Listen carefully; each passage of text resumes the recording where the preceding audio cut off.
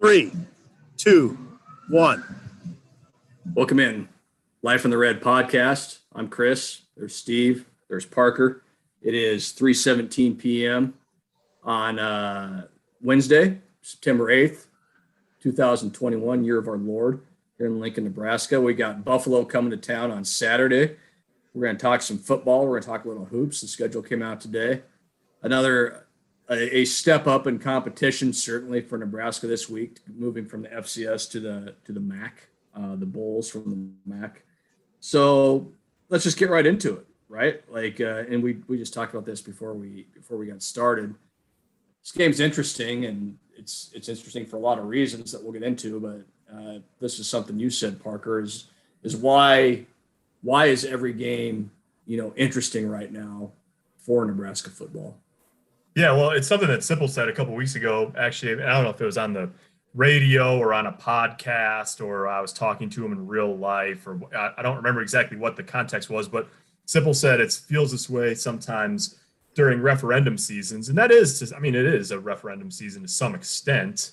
And the fact that Nebraska lost that first game to Illinois, it just heightens the pressure on each subsequent game to some degree. And part of it's about trying to get to 6 wins and being bowl eligible, but largely it's just about tangible signs of progress. And so, you learn a little bit about a game, from a game like Fordham, and then you want to learn a little bit more, maybe quite a bit more, in a game like this one against Buffalo, and then understand that it's going to get tougher from there. So I think it's really just about, it's interesting this week because you don't know. I mean, it's an interesting thing to say, but I think a lot of people feel this week is like you don't quite know how to expect Nebraska to compare with Buffalo, right, Sipple?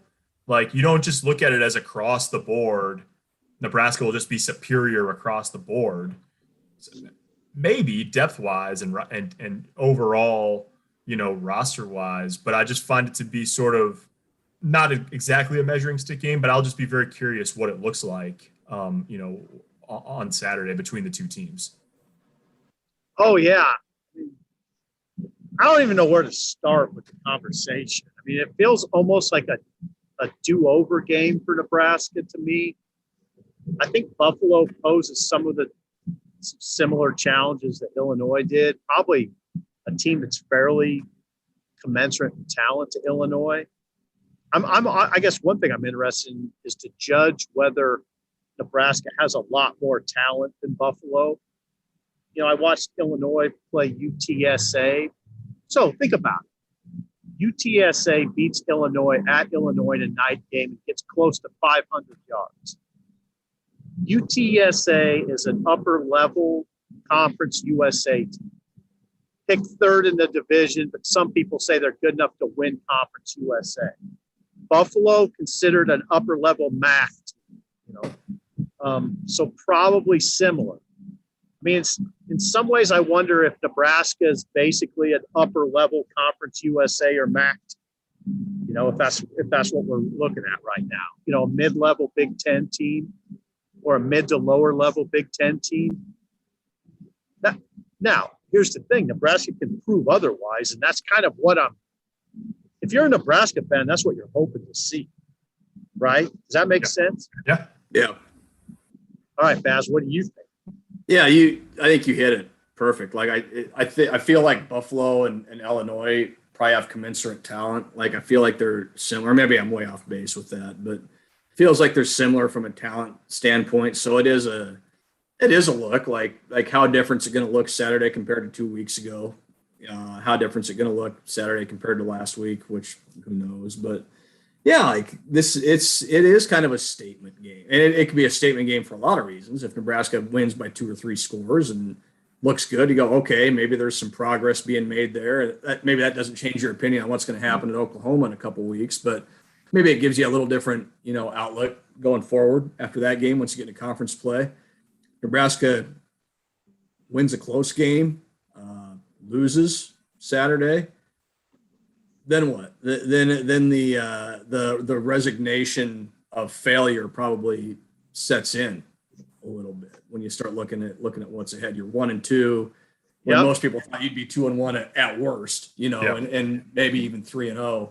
So it's a big statement game in that way, and I think that's kind of what's interesting to me about it, because like Sipple said, I think Buffalo and Illinois probably similar from a talent standpoint. What has Nebraska done to improve in the 2 weeks since Illinois? Yeah, it's an interesting conversation about Buffalo and talent. And Sipple, I know you and Sam talked about this on the Showdown this week, which I was just listening to before this podcast. I'm curious. There's that group that we sort of talked about with Nebraska, Illinois, UTSA. That picture, Nebraska was favored by the time it closed. They were favored over Illinois by 6 points or something like that. Illinois was favored by 5 over UTSA. This is a line that's gone from 11.5 to 13.5 in terms of what Nebraska's favored by this week. I thought, look, Buffalo, take nothing away from them.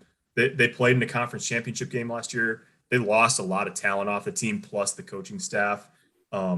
Maurice Linguist, I mean, they obviously were ready to play last week. They beat Wagner 69-7. First of all, I mean, Wagner was a lot worse than Fordham was, just by sort of eyeball test. I wasn't blown away by Buffalo, and coming from a guy that covers Nebraska, it's not like I'm not disparaging by any stretch of the imagination. I thought speed wise they're ordinary. I'm interested to see what Nebraska does offensively, what they can do offensively, because Buffalo is well coached. They clearly understand what they're doing. And there's going to be stout up front. I don't think there's any doubt about that. But I'm not sure if Nebraska doesn't have the athletes and the ability offensively to create some big plays and create some offensive production against Buffalo, they're really in trouble. And it's probably not, you're probably not going too far on a limb saying that, but it just looks to me like a defense that overall, speed and talent wise, Nebraska's got to be able to take advantage of that. And they've got to be able to put, a pretty big number on the board and move the ball. Because if they can't do it against Buffalo, I don't know how they're going to do it against Michigan State and Minnesota and Michigan going forward. Yeah. This game kind of reeks to me of Nebraska putting up like 600 yards of offense, but scoring like 27 points. That sounds about right. And still, winning the game, and you pile up all these yards, but you have a couple screw ups, you throw a pick six, or you have a special teams mistake, or you just have a bunch of turnovers or whatever. And you don't turn that offensive production into a blowout. So it kind of go ahead, Parker. Yeah, it's a chance to exactly like you said, Bass. It's a chance to take what you showed you can do against inferior competition with Fordham and have your point total match your offensive production, which Nebraska, this isn't just an Illinois conversation. I mean, Nebraska hasn't done that consistently enough the last 3 years, really, at all. And so it's Frost said that they did that deep statistical analysis this offseason, and they were second in rushing in the Big Ten and up there in efficiency, like yardage wise per play. But they were like 12th in scoring. And so it's just another week before you roll into the big guys, to show that you've put some of that behind you, that when you get in the red zone, you're going to score points. They did that against Fordham. They didn't do that against Illinois. It's another week to show that you're not going to march 60 yards and have it stall out because of a holding penalty or offensive pass interference or something like that. They didn't do that against Illinois. They did against Fordham. And so, the talent ramps up by a notch that you're playing against. You got to show that those things that you cleaned up a little bit against Fordham are portable to Buffalo. It's sort of like crawling, and then we'll see if they can run after that. But you got to prove you can do the first one before you get to the second one. Yeah, it's hard to know what to expect. I think it's a hard game to pick. I mean, I picked Nebraska to win, but by 4. I don't know. I still don't have a really good feel for Nebraska. I thought I did going in, and now I just don't. A lot of it's tied because I don't know what the offensive line's about right now. It's hard to tell. Mixed bag so far. They weren't very good against Illinois at all in either the run game or pass protection. seemed like they found their footing against Fordham, but what exactly does that mean? I thought the defensive line would look a little better. Some of its style of play, opponent's style of play that maybe you can't really tell. But hey, I'll tell you one thing. We'll know a lot more about Nebraska's defensive line Saturday. I mean, Buffalo will test. Buffalo will test you. Yeah. Buffalo will test you. They'll run it. They got a good running back. They got a veteran quarterback who's not going to be afraid to throw it around. It sounds like they're going to be a little bit more balanced than they were under Lance Leipold. They'll want to try and throw it a little more. So yeah, that's going to be. You're right, Sip. It's going to be a good test for Nebraska, and like you said, I don't know what to make of this team. I don't know. I didn't take anything out of last week. I don't know how you could, and I think this brings us to maybe a good spot to do our hot topic for the week. Okay. I'm going to get right into it. Nebraska gets into 3rd and 5 on Saturday, 3rd and medium, whatever you want to call it, big situation. What's Nebraska doing on offense? Who are they going to? What's the call? You guys go first. Lead it off, Baz. Lead it off, Baz. Yeah. Well, the ball's going to be in Adrian's hands. I don't think there's any question about that. It's just a matter of, is it going to be a quick hitter to the tight end? Is it going to be a keep, a quarterback draw? Do you trust him to throw it down the field a little further and get it past the sticks? A couple times this year we've seen him try to go to the tight end in the flat and let the tight end make a play. Again, this goes back to lack of real identity. We don't really know what they're going to do in that situation. Baz, call the play, Baz. Call it. I just got to delay a game. They're throwing. Yeah, call it. They're throwing the quick hitter to Austin Allen is what they're doing. It's going to be a pass. They're going to throw it to Austin Allen. All right. Yeah, I need you in the headset to be decisive. Yeah. So I'm not the OC. Adrian just jumped you for not being ready to go. He jumped sidelines. Yep. I think I went back and forth on this.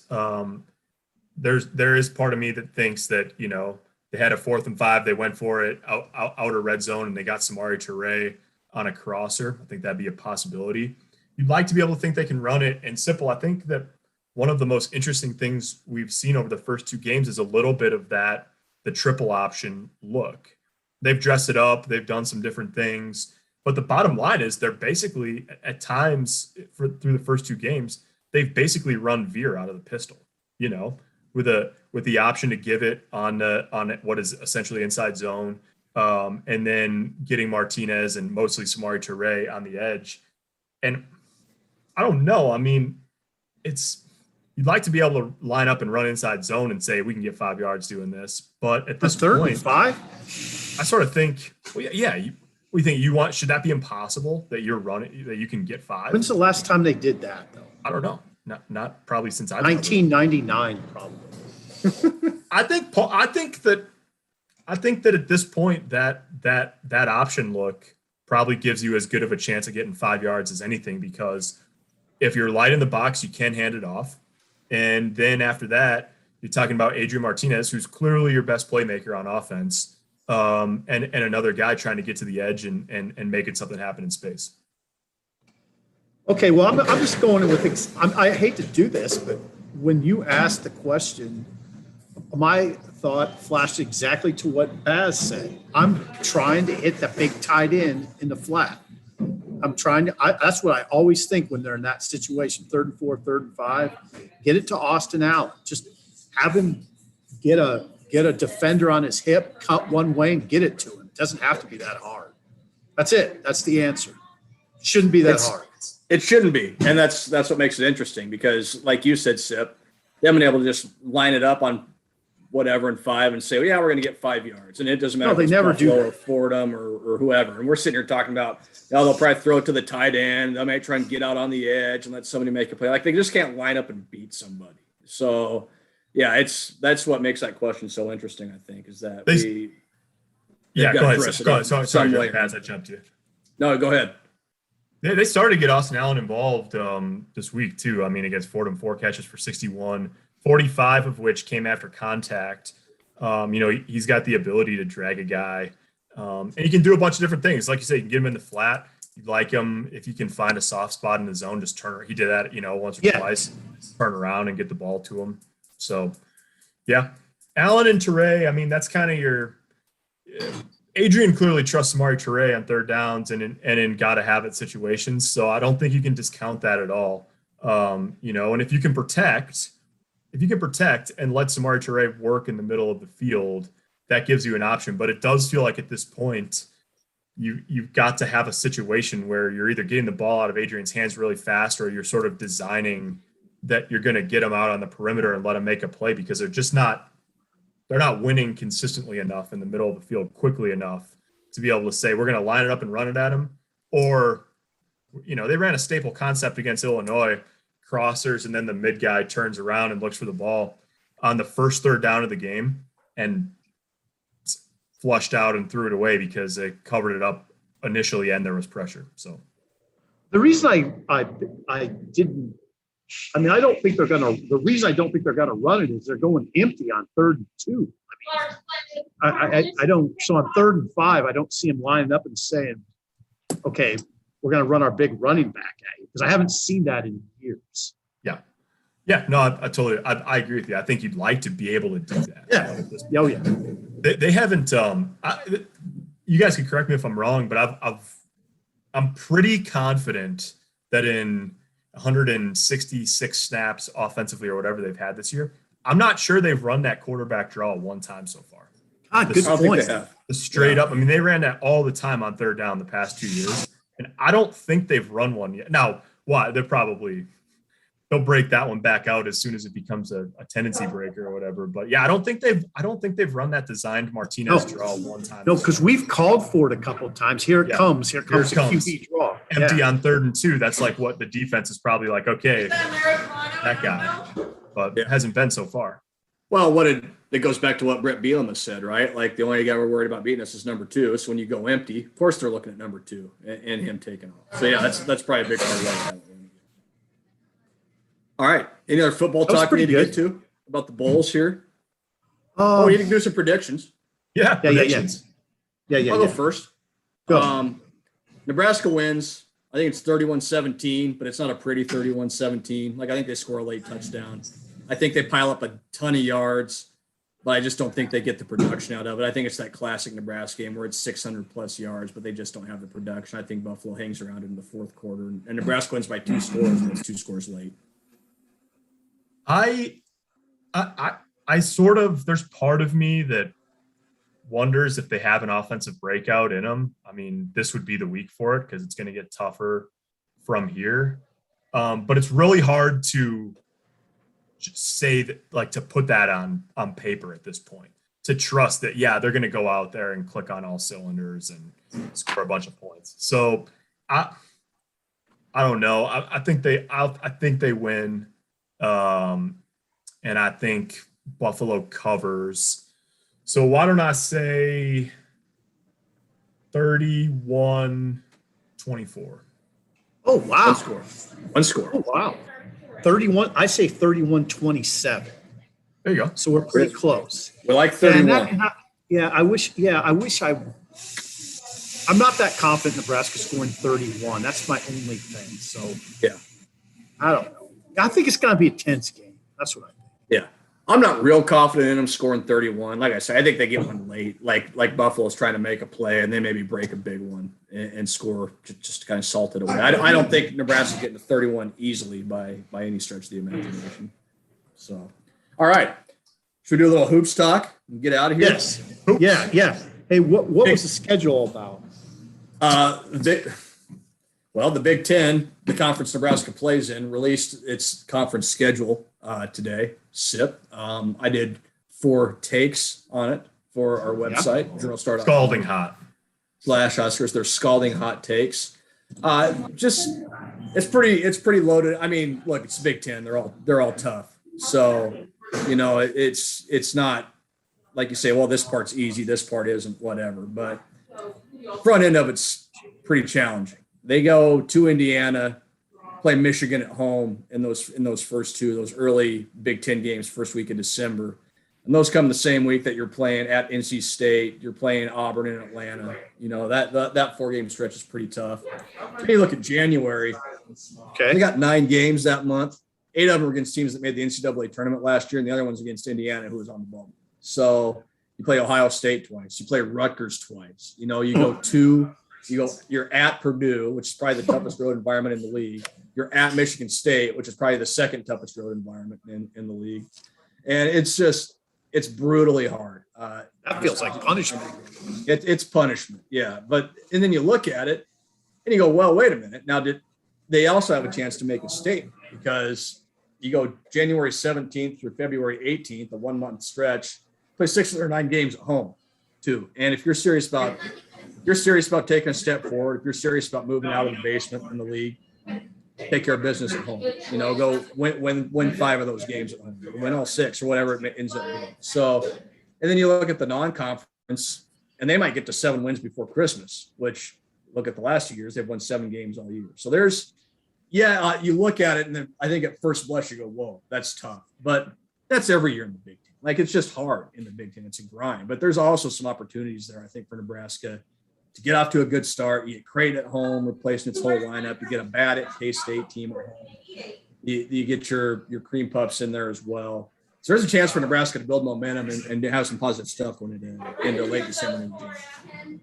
Bez, have they officially started preseason stuff, or is that a few weeks out yet? It's still a couple weeks out yet. You can start, I believe it's 40. I want to say it's 41 days before your first game. So they're getting close. I mean, it's not their first exhibition's October 27th, I believe it is. Okay. So they're getting close. I think the day is like September 17th or something like that is the first day they can officially practice. They're doing individual stuff now, and coming in and shooting and whatnot. So getting close, still a little ways off, but everybody's on campus. TC Tominaga was the last guy to arrive a couple of weeks ago, right before classes started. So everybody's here. Looks like everybody's healthy for the most part. Lat Mayen, there's maybe some concerns with his back. There's been some video out of him dunking over guys in practice and doing some things. So, yeah, I think they feel pretty good about where they're at right now, not just about staying healthy and getting ready for the next several months to come. Hey, did you look at anybody else's schedule? Iowa's got a doozy. Yeah. They're replacing, of course, Luca Garza and Joe Wieskamp. And their beginning of the schedule is brutally hard. Ohio State's got a tough. I mean, again, you can pick out anybody and say, you know what, here's a tough stretch, here's a tough stretch, here's a tough stretch. It's just the way the Big Ten is. So who are the best teams in the Big Ten? Purdue's going to be really good. We know that. Had a great freshman class last year, added a great recruiting class this year. Michigan had the best recruiting class in the league last year, or for this year, won the conference last year. Michigan State's going to be really good. Illinois loses Io DeSumnu, but brings back Kofi Coburn, Andre Curbelo, some other guys, add some talent there. It's kind of the usual suspects. I think Iowa's going to fall off a little bit. Maryland's going to be really good. They'll have a whole new backcourt, a couple transfers coming in that are really going to help them. It's going to be, by and large, kind of the same cast of characters. Rutgers brings a lot of guys back too, and is going to have a chance. So you could sit there. It's kind of like last year. You can go down the list and find reasons for every team that are positive. But at the end of the day, we know Purdue's going to be really good. We know Michigan State's going to be really good. We know Michigan's going to be really good. Those are probably, and Ohio State too. I need to throw them in there. That's probably a preseason top 15 team in the country as well. So you're probably looking at 4 preseason top 10, top 15 teams in the country out of the league. Sounds pretty good. Sounds pretty good. Yeah, October. I'm gonna have to look. Go ahead. Go ahead. October. Let me look up the date here. This is good podcasting. Yeah, look it up. October 27th, Peru State is the first exhibition. Halloween is the Colorado exhibition, the charity exhibition. Then the season starts November 9th, Western Illinois. Those 2 Big Ten games are December 4th. They open at Indiana. December 7th, they're home against Michigan. So you go December 1st, NC State, December 4th, Indiana, December 7th, Michigan, December 11th, Auburn. And Auburn's going to be top 10 in the country when that game happens. So it's going to be interesting for sure. Nebraska's got a well schedule both in the conference and out of the conference. Sipple, do you know the mascot for Western Illinois? I want to say moccasins. So it's not a bad guess. But it's the leathernecks. Oh, leathernecks. Yeah. The leathernecks. I should have known that. If I really dug in on it, I would have gotten it. It's okay. I just wonder, do you think we made clear? I don't know. There's a part of this football season. Maybe it's like this all the time, but this Buffalo game I guess just feels incredibly big to me. Like, if they lose it, then what? Like, yeah. Well, it's just that's what we talked about. Like every game's big, right? It's a referendum season. Like every game's big. Feels a little too heavy for me. It does. It does.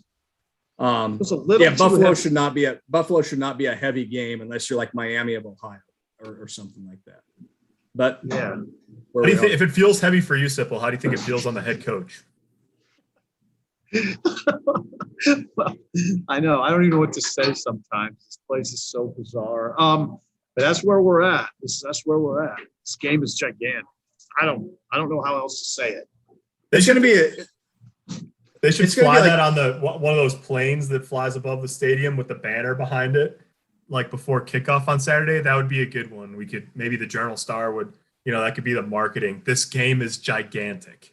Nebraska versus Buffalo. This game is gigantic. Or maybe it would plane crashes. Or maybe it would be Lincoln Journal Star. I don't even know what to say anymore. That'll probably be accurate. Well, it might be interesting, right? Like it's 9/11. Like there's certainly going to be like some ancillary stuff around the game that happens. The alternate uniforms. So the atmosphere in the stands might be a little different too. Like it's just going to be might be charged up. It could be really charged up. You're right. The whole team could use that. They could use that lift. Yeah. What do you guys think of the crowd against Florida? Just from an atmosphere standpoint. Good. I thought it was fun. Yeah. Yeah. I thought it was excellent, actually. It wasn't, you just wondered if it would be so obviously kind of barren, but it wasn't. I thought it was excellent. And I think this week, I do think it'll be kind of charged up this week.